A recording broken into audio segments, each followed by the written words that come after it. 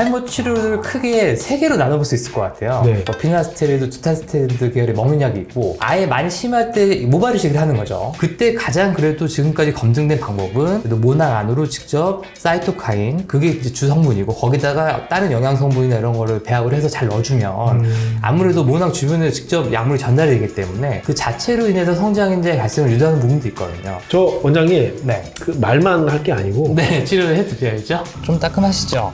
느낌 조금 있어요. 네.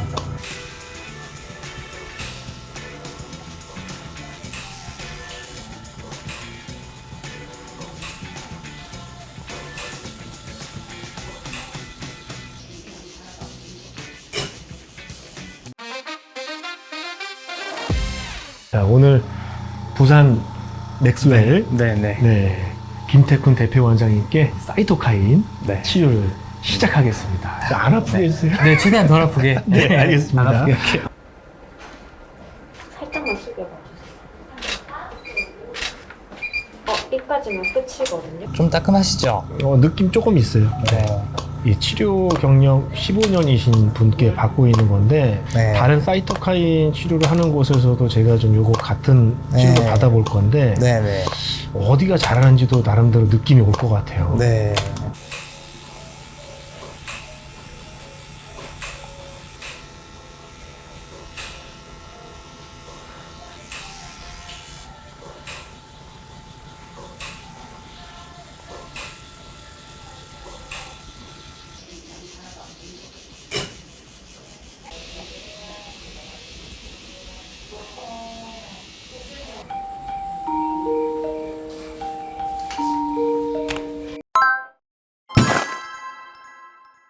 맥스웰 피부과 네. 부산점의 네. 대표 원장님 맥스웰 원장님 네, 부산 모셨습니다. 맥스웰 피부과 김태훈 원장입니다. 네. 모발 이식뿐만 아니라 이 네. 탈모 치료에 집중하는 어떤 특별한 이유가 있으신가요? 보통 이제 탈모 치료를 표방한 병원들이 모발 이식 쪽에 너무 포커스를 두고 그쪽에만 좀 집중하는 경향들이 있는데, 실제로 많은 환자분들을 보면 수술보다는 기존의 모발을 살리는 치료가 훨씬 더 자연스럽고 환자들을 위해서 경제적으로도 그렇고요, 좋은 경우를 많이 보게 됩니다. 특히 M제어 탈모 같이 모낭이 거의 퇴화돼서 살리기 힘든 경우는 모발 이식이 반드시 필요하지만, 정수리 부분이라든지 이 헤어라인 경계부들 같은 경우는 갑자기 빠지는 게 아니라 서서히 얇아지기 때문에 너무 늦게 오신 경우 아니라면 그 자체를 살릴 수 있거든요. 그런 경우는 뭐 사이토카인 요법이라든지 여러 가지 치료를 통해서 기존의 모발 살리는 치료가 훨씬 더 또 환자분들에게 도움이 되기 때문에 제가 그쪽으로 많은 공간도 할애하고 실제로 환자분들에게 많이 강조를 하고 있습니다. 탈모 치료를 크게 세 개로 나눠볼 수 있을 것 같아요. 네. 피나스테리드, 두타스테리드 계열의 먹는 약이 있고, 아예 많이 심할 때 모발 이식을 하는 거죠. 먹는 약 같은 경우는 이제 이 진행을 많이 억제하는 데 도움을 주지만 그 진행을 완벽하게 막진 못하고 또 기존의 모발 살리는 데는 한계가 있거든요. 그 모발 이식은 없던 자리에 뒷머리를 채울 수는 있지만 원래 있던 모발 사이에 더 늘려고 들어가다 보면 기존에 있는 모발이 다칠 수 있기 때문에 아주 심한 경우 아니면 심는 걸 별로 선호하지 않습니다. 극단적으로 표현하자면 환자분이랑 1년 지나서 싸우게 되는 경우도 있어요.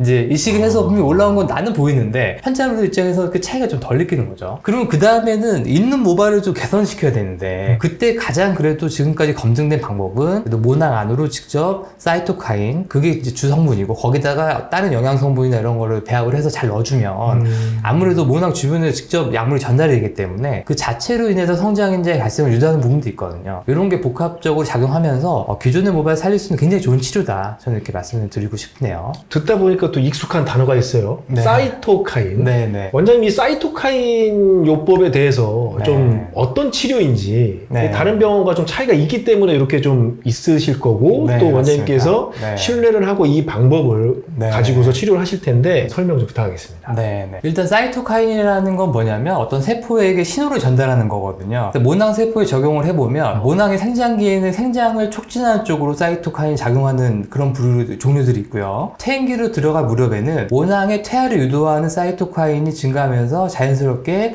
모발이 빠지고 또 쉬었다 또 올라오는 이런 주기를 만들어주게 됩니다. 근데 보통 탈모가 발생하는 분들은 이런 사이토카인 밸런스가 깨지게 되거든요. 그러면은 퇴행을 유도하는 쪽에 사이토카인의 비중이 늘어나면서 탈모 쪽으로 진행을 하기 때문에 인위적으로 이 사이토카인에서 성장을 유도하는 비율을 높여서 그쪽으로 주입을 하게 되면 모낭 성장 주기를 좀 더 튼튼한 쪽으로 바꿔줄 수 있기 때문에 치료 쪽에서는 가장 좋은 약물이 아닐까, 좋은 성분이 아닐까, 그렇게 생각을 하고 있습니다. 저의 탈모 유형을 보면서 대해서 기준 잡아서 설명해 주면 좋을 것 같은데 네. 정수리 한번. 네. 아, 좀 얇아져 있네요. 모발이 확실히. 우리가 항상 진단할 때 가장 네. 좋은 팁은 환자분 집에서도 하실 수 있는 건데, 이 뒷머리랑 탈모가 의심되는 걸 같이 만져보는 거거든요. 여기는 얇아지지가 않습니다. DHT 영향 안 받는 부위이기 때문에 동시에 만져보면 이쪽은 좀 까실까실하고 힘이 있거든요. 그죠. 후두부 쪽은.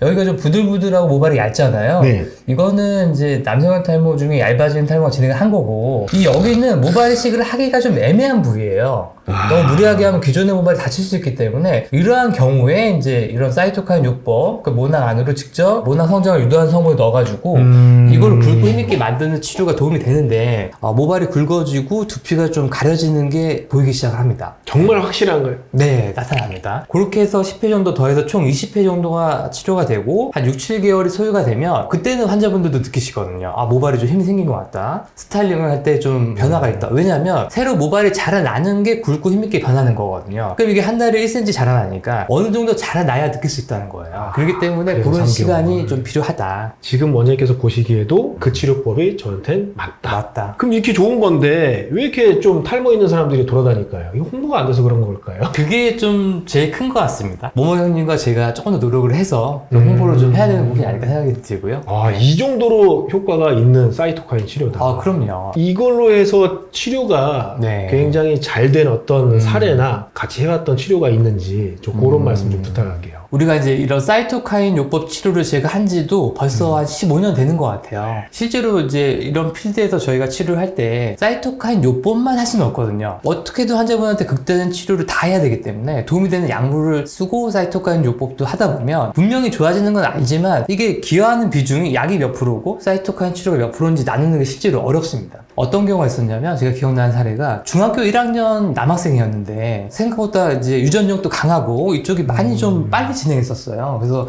너무나 안타까운 경우였는데, 그러니까 그런 경우에 사이토카인 요법은 어떤 나이에도 어떤 성별에 관계없이 할 수가 있는 되게 안전한 성분이니까요. 유일하게 권해드릴 수 있었거든요. 보호자분한테 처음에 어떻게 얘기했냐면 가장 좋은 검증된 치료니 한번 트라이 해봅시다. 이렇게 해서 이제 부모님과 동의하에 했는데 치료 20회 끝나고 봤는데 생각보다 반응이 너무 좋았던 거죠. 거의 이제 사이토카인 단독 요법이라고 할 수 있는 경우였거든요. 그때 제가 이 요법은 분명히 효과가 있는 치료다. 단독으로도 조금 더 확신을 가졌던 경우가 있었던 것 같고요. 제 체감상으로는 근데 막상 해보면 그 누구나 좋아지고 그 좋아지는 정도가 작은 분들보다는 보통이나 더 큰 분들이 조금 더 많았던 것 같아요. 60대, 70대이신 분들도 야, 새 인생 살아야 된다. 많이들 하시죠. 예. 그죠? 예. 근데 이런 분들한테는 사이토카인 요법이 또 치료다 보니까 네. 좀 떨어지지 않을까 이런 생각이 제가 들거든요. 네. 어떤가요? 생각보다 효과가 좋습니다. 그 연령보다는 모낭이 얼마나 활성이 버티고 있느냐가 중요한 것 같아요. 예를 들어서 모낭이 정상적인 상태를 우리가 숫자로 100이라고 놓고 봤을 때 50% 이상의 굵기나 이런 볼륨을 갖고 있는 경우라면 충분히 했을 때 반응은 젊은 분들에 비해서 떨어지지 않는다.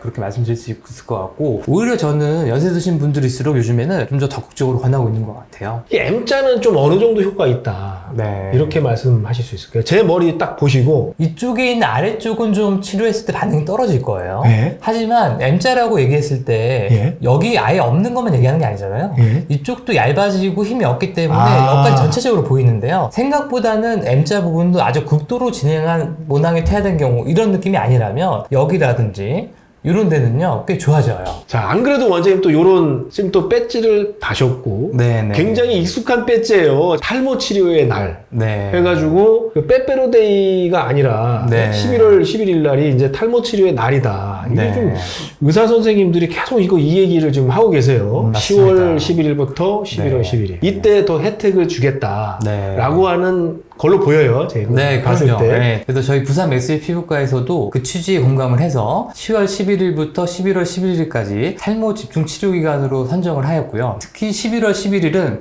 탈모 치료의 날로 정해서 환자분들에게 실질적인 혜택도 주지만 조금 더 환자분들에게 세심하게 공감을 해드려서 치료에 대한 의지와 자신감이 좀 생길 수 있도록 그렇게 배려를 해드리려고 노력을 하고 있고요. 실제적인 탈모 치료 기법도 조금 더 연구를 해서 이런 기회에 조금 더 많은 의사들이 탈모에 대해서 치료 기법도 좀 공유할 수 있는 그런 모임을 가지려고 그런 노력하는 걸로 알고 있고요. 11월 11일이니까 11% 내지는 최대 가능하다면 22%까지도 실질적으로 도움을 드릴 수 있도록 그렇게 한번 하려고 하고 있습니다. 또 22%까지 최대. 네. 와. 또 옆에는 드디어 이제 병원용 네. 블랙라인이 왔죠.